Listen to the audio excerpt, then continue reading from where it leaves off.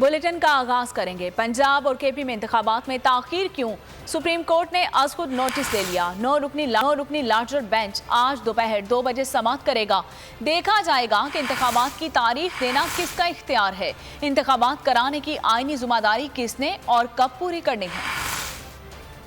पंजाब और खैबर पख्तूनख्वा में इंतखाबात में ताखीर, गवर्नर और इलेक्शन कमीशन फैसला करने में नाकाम। सुप्रीम कोर्ट को मैदान में आना पड़ा।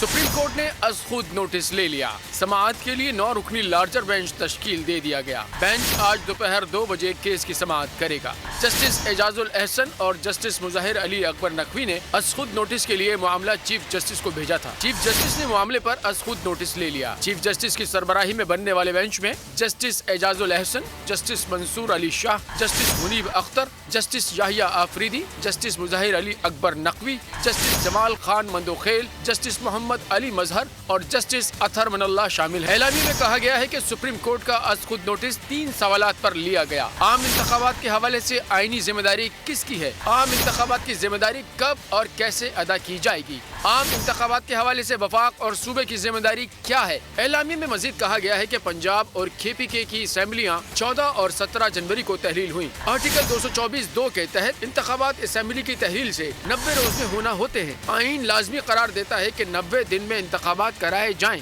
सुप्रीम कोर्ट का कहना है कि पंजाब और खैबर पख्तूनख्वा असेंबलियां तहलील हुए 1 माह से जायद गुजर चुका है। 1 माह से जायद वक्त गुजरने के बावजूद ताहाल इंतखाबात की तारीख नहीं दी गई। सदर मुमलिकत ने इंतखाबात की तारीख का ऐलान किया, जिस पर एतराजात उठाए गए, लेकिन इंतखाबात का ऐलान अभी तक नहीं हुआ। मैं हूँ सैयद मुजम्मिल शाह और अब आप मुझे देख सकते हैं सिर्फ बोल न्यूज़ पर।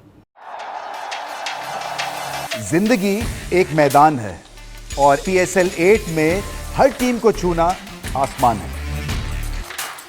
6 टीमों के बीच धुआंधार लड़ाई। ये शोर न लड़ाई का है न डर का, ये शोर है जीत का, ये शोर है जुनून का। खेल का जुनून रोजाना रात 11 बजे सिर्फ बोल न्यूज़ पर।